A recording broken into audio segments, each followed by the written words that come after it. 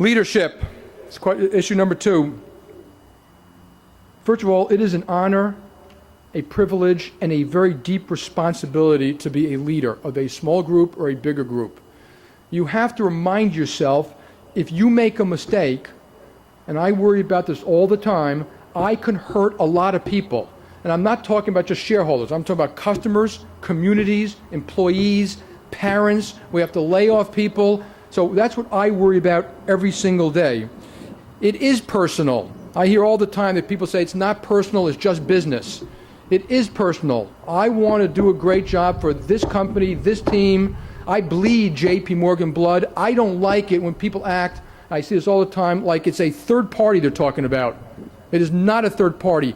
I wear the jersey of this company. I want patriots. I want people going to fight for it and do the right thing all the time.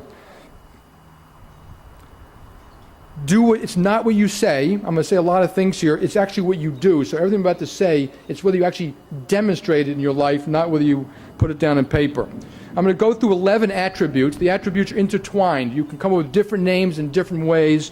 The only difference in a crisis, by the way, is which ones are more important. The balance changes. But you need all of these to do a very good job as a leader. You have to be very disciplined. I was not that disciplined. I didn't work as hard as my wife here, and I was a little lazy. But when I started working, you have to be disciplined. Discipline is rigorous, detailed meetings. You do it consistently. You have to have a work ethic. It's like exercising or weeding the garden. You don't get there and stop. And the competition is always coming down. It's continuous improvement.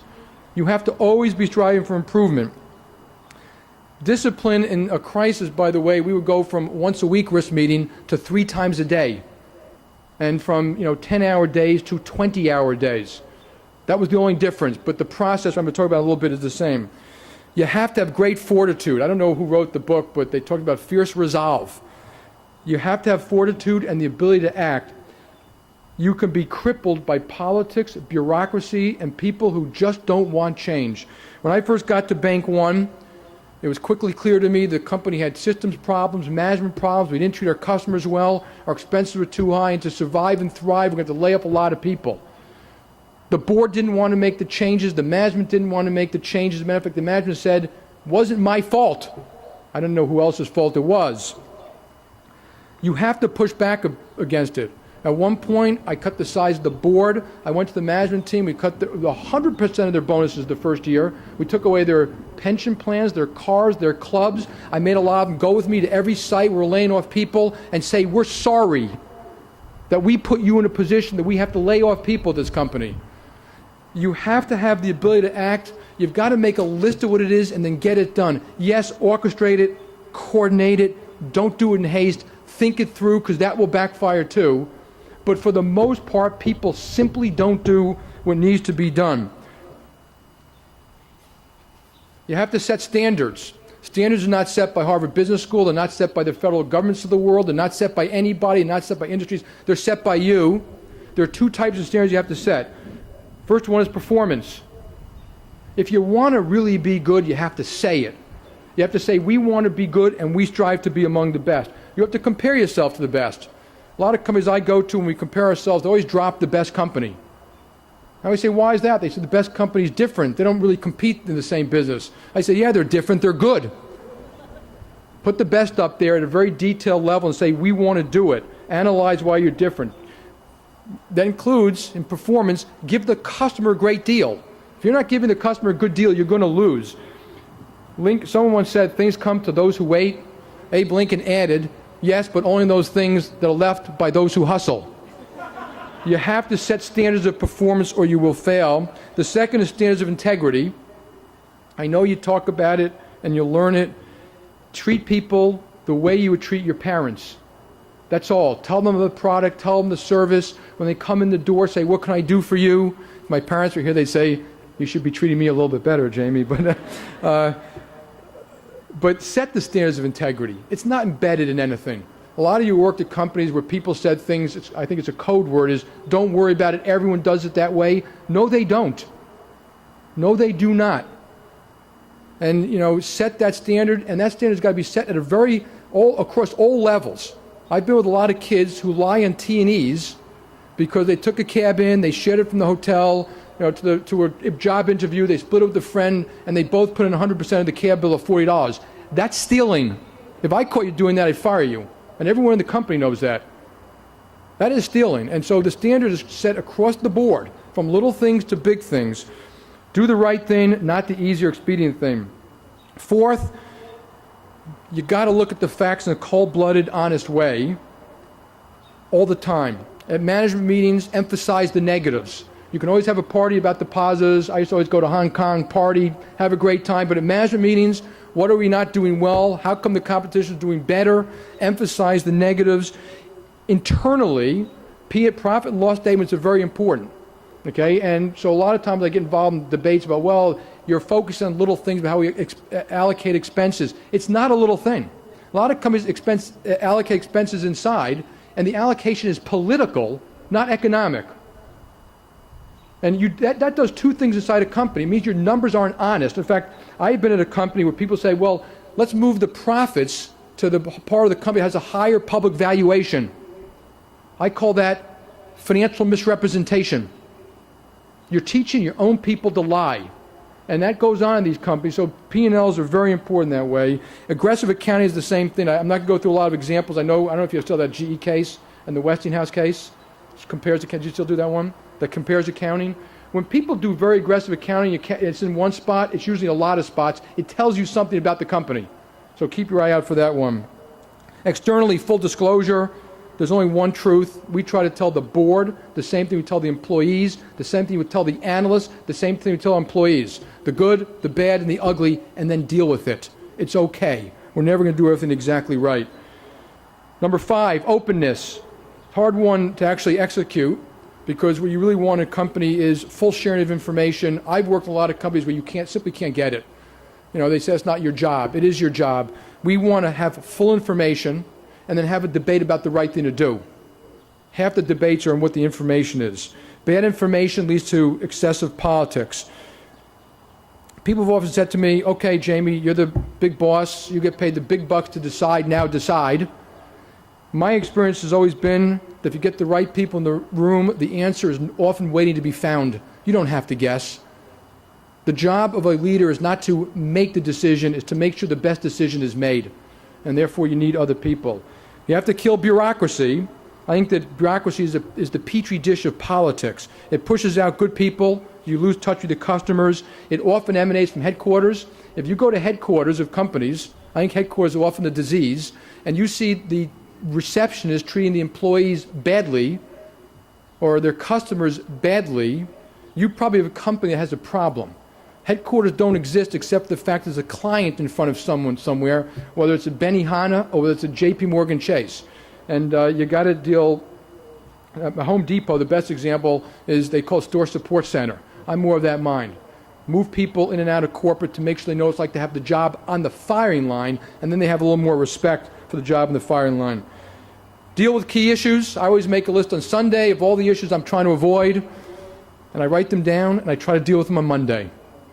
Now, I avoid them half the time. Come with good reasons not to do it, but I try to get them down. There are signs of politics. When you see these, I'm sure you've all seen them. When you have a meeting, you share information, and after the meeting, people line up outside of your office saying, I didn't want to say this in front of everybody, but that's politics. Now, of course, they can tell you something confidential, but most of the time it should have been said in the room with their partners. And I tend to tell people, if you can't say it in the room, you don't deserve the job. Say it politely, say it reasonably, but say it, because you're only trying to do the right thing for the company or the clients. At one point, we had a conversation about compensation. We actually reviewed the top compensation of a lot of people, and someone said, you're going to make us all go through all the compensation of all the top people? I said, yes, I am. And the person said, well, don't they work for me? Don't I know what they contribute to the company? I said, no, they don't work for you. And how do you know what they contribute to the company unless you ask your partners? And we have open conversations about whether our people are doing a good job for each other. We don't do it to hurt anyone. We do it for fairness and insight. And get into the field. Whatever people say, get into the field, do it all the time, have a little fun. Take the ops clerks to dinner, go have drinks with the tellers. You'll learn more about your company all the time when you do something like that. Cut across hierarchy. When you're in companies, that hierarchy is another disease. be polite, but hierarchy is generally artificial to start with. Most units and companies all serve each other, and so cut across the hierarchy. Just make sure your boss doesn't fire you for it. Always get the right people in the room.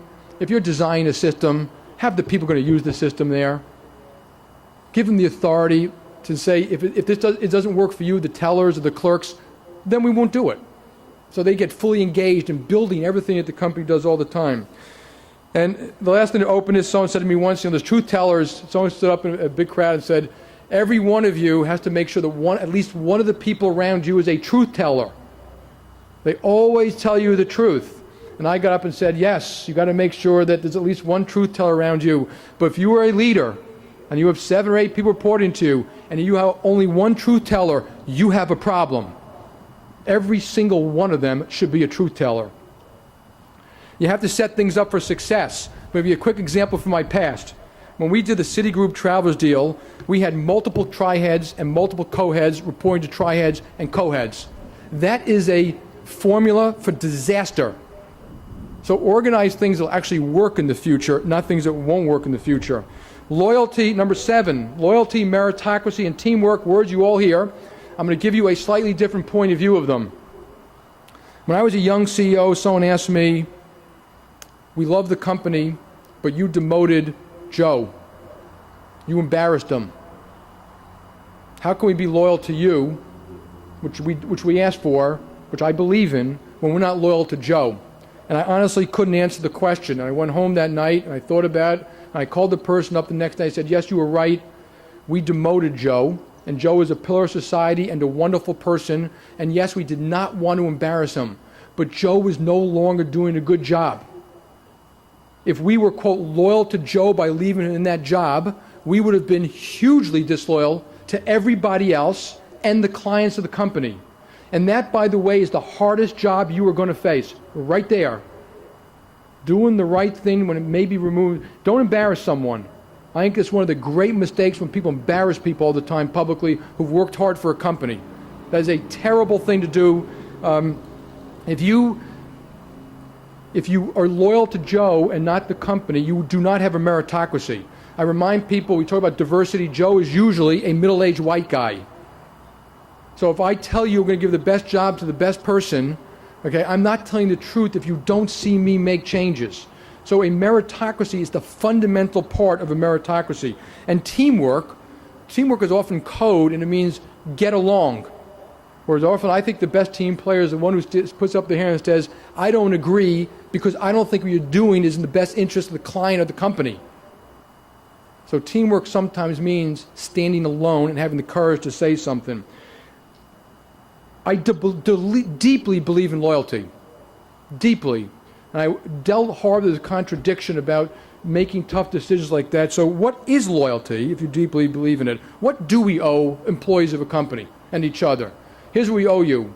We owe you, and I'm going to talk about this a little bit later, that we're going to do everything we can to build a healthy and vibrant company, because that will give you the most opportunity. We want to build a company that's respected by people, because that means you will be respected. We want to give you the training you need. We want to treat you with dignity. We want to give you opportunities. If you fall down, we want to pick you up and help you. That's what we owe you. We do not owe you that job. And that is what loyalty means. Number 8, great mistakes are made in the name of morale. Very often morale to people means writing down words. We're going to treat people with dignity and loyalty. We're going to do all these wonderful things. We're going to hold hands and sing Kumbaya. The road to hell is paved with good intentions. One of my first jobs, I was at a company, I won't go unnamed, that had a terrible morale problem. They spent hundreds of thousands of dollars in a survey to ask to check into morale. I, of course, being a little obnoxious at my young age, said, I could have saved you the money and told you morale was bad. Now, morale was bad because people considered the place political and bureaucratic, stultifying. The management team came up with an idea. The idea was, and they convinced themselves it was a great idea, that they give every employee $300 of restricted stock to show that they care and to give them a vested interest in the company. They gave out the $300 of restricted stock. Months later, they surveyed morale again. It got worse. And I'm going to make a very simple common sense example of why it got worse. And business is just common sense sometimes. If you walk up to me and say, Jamie, your company is political and bureaucratic. I don't like working here. I would never recommend to have a friend come here. And I look back and say, oh yeah? Well, here's $300. What you want us to do is fix the problem. We can't buy your loyalty, and we certainly can't buy your morale. Morale comes from fixing problems, earning respect, and winning. I always remind people, show me a very bad company that loses all the time, I'll show you bad morale. Number 9, treat all people properly with respect. Treat them all the same, whether they're clerks or CEOs. I find it very upsetting. Someone once mentioned, yes, Jamie, that's true, but you treat them all badly sometimes. But don't treat them well, but treat them equally. Everyone serves everyone else in a company, from that receptionist to that teller to the ops person, and we should always acknowledge that we serve people. If we don't return our phone calls, they're not going to return theirs. So I always remind myself that anything I'm doing for someone is because they have a client in front of them. Promote people who are respected. Ask yourself a question when you promote people. Would you have your child work for that person? Because half the time we promote people, we would not let our kid work for them. And you should really question about why you would allow something like that. Number 10, this is one of the hot topics, get compensation right. So get the incentives right. Build the P&Ls right, get the incentives right. But I always remind people at our company, I don't care what the P&L says or what the incentive system says, do the right thing for the client anyway. That's never an excuse for bad behaviors. Companies, even big companies, we need entrepreneurs. So we have to accommodate thoroughbreds. People want to make money, innovators, and so we have to make sure we have that inside our company all the time too. To get compensation right, you have to acknowledge that failure is okay. We want people to fail. I think they're good mistakes. You know, you argued it, you thought it through, you talked to the right people, and you were wrong. And so you have to allow failure. Compensation, a little bit of a partnership. Internal fairness is often far more important than anything else that takes place. Performance is hard to judge. All this thing about somehow we should have an easy job judging performance. When we judge people's performance, we don't just look at that P&L. That financial statement is a snapshot of a point in time that's based upon decisions and actions taken by a lot of people over 10 years. We look at, did you work hard? Did you hire people? Did you train people? Did you do the right thing for a client? Do you help other people? Did you build systems? When we ask you to do something like recruit, did you help us or did you not show up at some of these recruiting sessions? So we judge the full spectrum of how people perform. And then the greatest misconception of all is when a unit doesn't perform, don't blame the boss. I mean, don't pay the boss. Well, sometimes you want to give your best person the worst job. I've asked a lot of people to go do a job that I know is going to be the hardest turnaround, the meanest job, 24/7, that they're not going to look good doing it. And you know what I say to them? I'm going to pay you the same as the rest of your partners, and I've got your back.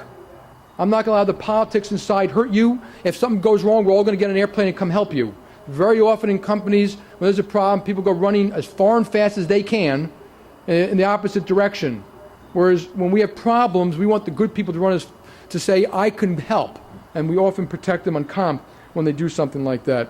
Performance also deeply, always ask this question, has to look at the rising tide and the cycles. Don't let that fool you or lull you into a false sense of security. And that's some of what happened in this crisis of ours, which I'm not going to go through here. The CEO is the captain of the ship. When CEOs are hired, sometimes they have a guarantee or a buyout or something like that. I think it's very short, that's okay. When I got to Bank One, I had a 1-year guarantee. I'd hired a bunch of people. At one point in the year, they came to see me and said, Jamie, we can't do the job. They had 1-year guarantees too. I've almost never hired someone for more money, a multi-year guarantee, or a bigger job. I don't bribe people to join the company. If I have to bribe you, I don't want you. You want to come build a great company? Love to have you here. They came to see me and said, we're not going to take our guaranteed pay because we can't do what we have to do and travel around and make these tough decisions. And as they're walking out, they looked back at me and said, and by the way, we don't think you should take yours either. And I think they were exactly right. At one point, you're the captain of the ship, and it doesn't matter anything other than you've got to say, I'm part of the ship, and I will be paid with it or not. You should be the first to pay a price. Number 11, have real humility. Humility, by the way, is not a, people that say, Jamie, you don't sound very humble very often. Humility is a deep acknowledgement that we got here by the dint of sometimes where we were born, who our parents were. It wasn't all our genius and brains. Maybe we could have been in a different place with a disease that we couldn't handle. You will have awesome power that affects people's lives. Use it wisely and be just on it. If you do all this in leadership, you can end up with a mature company. And one of the great lessons I learned, and there's a book about everything you want about management you learned in Shakespeare. I don't know if you guys teach that here, but it's true. I look at some of these companies, and they're more like Shakespearean tragedies that you don't teach at Harvard Business School, where neuroses and politics dominates internally. Read King Lear. That's what it looks like to me half the time. And what you want is a mature company, and the mature companies, and I can name some, Walgreens, Toyota, Tata, Nokia. I go around the hall, in every business, they're constantly getting better. They're constantly getting good people. They always do the right thing. They always focus on the customer. It's not constant Sturm und Drang. When they change CEOs, the company doesn't blow up 5 years later. You want a mature company, not a Shakespearean tragedy.